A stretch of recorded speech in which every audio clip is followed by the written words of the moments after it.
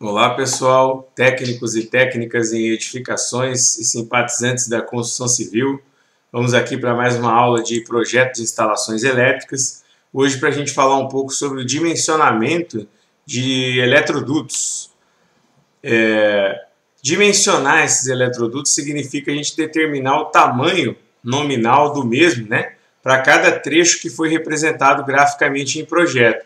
Então aqui em nossa unidade curricular nós já aprendemos, né, a determinar a carga e a quantidade de lâmpadas e tomadas, né, posicionar essas lâmpadas e tomadas em uma planta baixa de uma determinada edificação. No caso, trabalhamos isso em um projeto residencial de porte pequeno, né.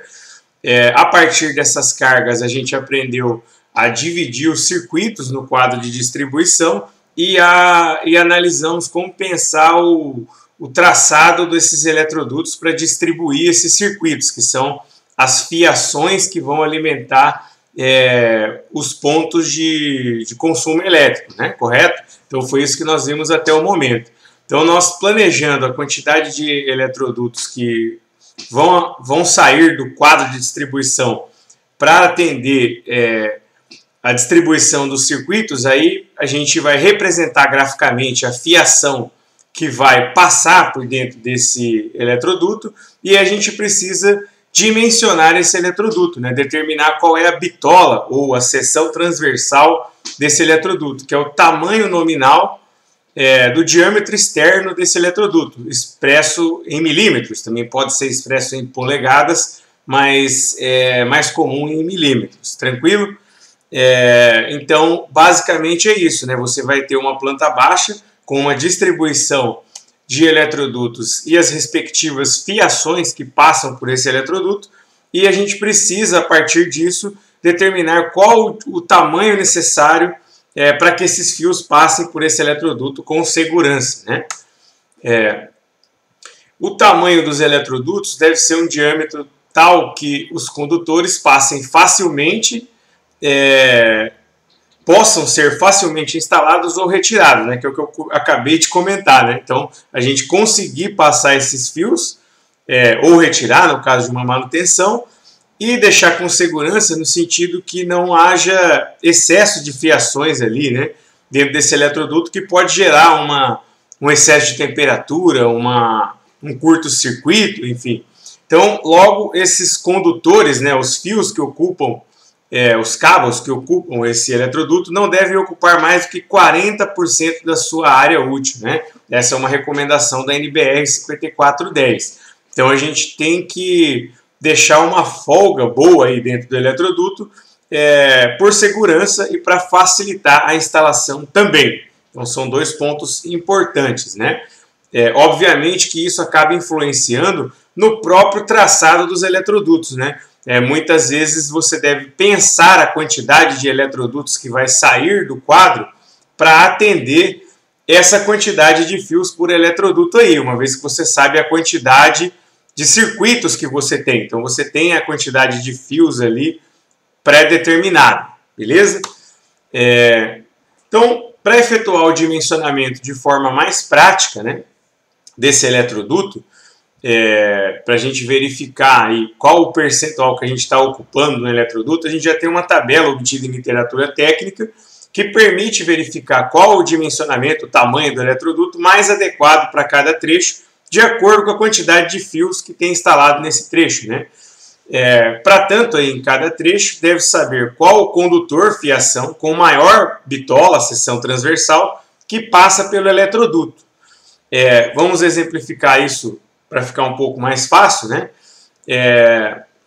A seguir, mas inicialmente a gente identifica qual circuito passa pelo eletroduto, que possui a maior seção transversal, ou seja, o fio de maior bitola, né? Então, dentro de um eletroduto pode passar 3 circuitos, por exemplo, um para atender iluminação, um para atender tomada e um para atender um chuveiro, pressupondo aqui, né? É até ideal que o circuito do chuveiro tenha um eletroduto independente. Mas vamos supor que esteja aí 3 circuitos no mesmo eletroduto, né? Eu vou verificar qual desses 3 circuitos possui a fiação de maior bitola. A bitola, né, a seção transversal do fio, nós vimos em nossa aula passada como fazer esse dimensionamento a partir da corrente elétrica e do número de circuitos agrupados no eletroduto, que também influencia nessa bitola, né? Basicamente.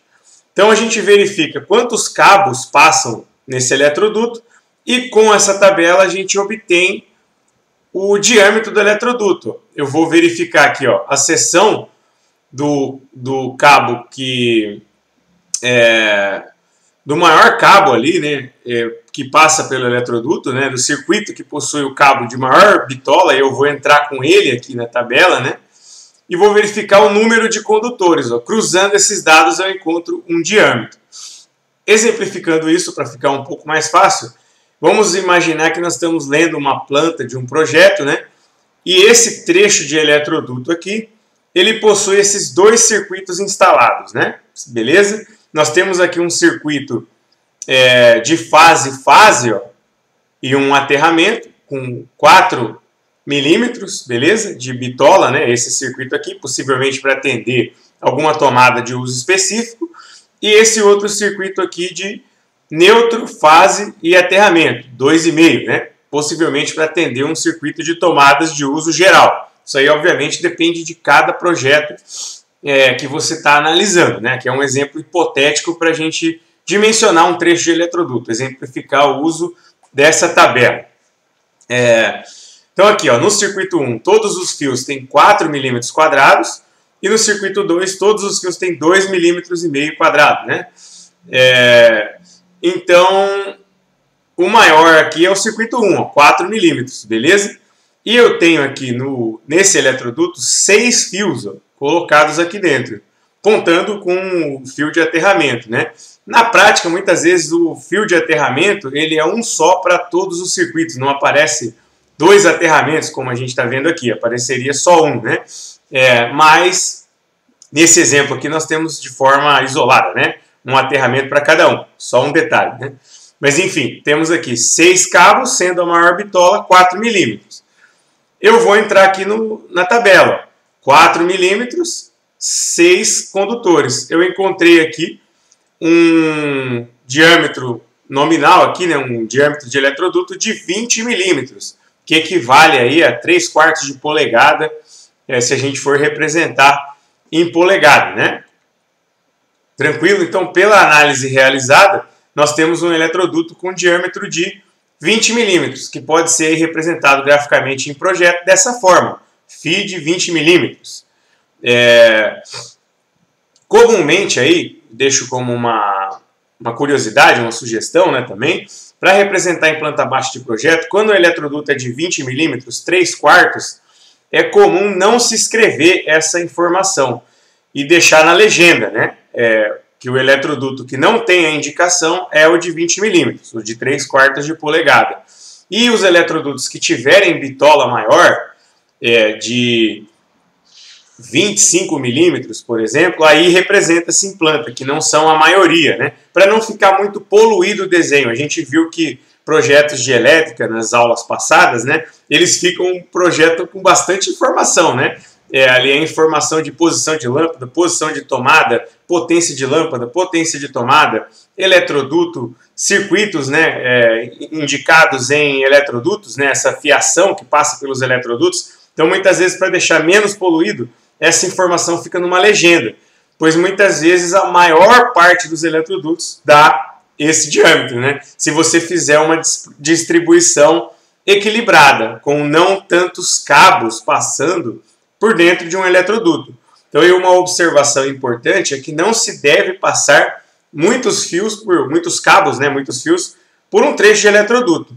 O ideal aí é que você não carregue e não passe no máximo, que você passe no máximo 7 fios por um eletroduto, né?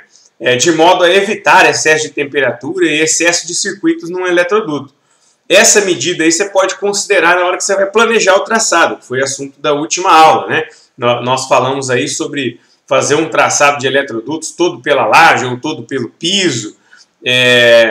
Então, quando você vai fazer a distribuição, se você vai trabalhar, por exemplo, com 7 fios por eletroduto, você imagina aí comigo que você vai ter no máximo 3 circuitos por eletroduto, certo? Então vamos supor, se você tem aí um projeto que tem 6 circuitos projetados, hipoteticamente, você vai ter pelo menos 2 saídas do quadro, 2 eletrodutos, né? Cada um com 3 circuitos para fazer a sua distribuição. É uma conta simples aí que é possível ser feita, né? Se você tem, por exemplo, 9 circuitos, você vai ter pelo menos 3 saídas do quadro, né? Cada uma com 3 circuitos. Óbvio que você pode fazer isso de uma maneira um pouco melhor ainda. Por exemplo, circuitos de uso específico, como chuveiro, ar-condicionado, é bom que você leve um eletroduto só para esse circuito. É ideal, né? Para evitar a sobrecorrente ali, um excesso de temperatura com outros circuitos. Tranquilo, pessoal? Então, acredito que seja isso que eu tinha para falar para vocês por hoje, né? Agradeço a atenção de todos e fico à disposição para esclarecimentos em nossos atendimentos. Beleza? Fechou, né?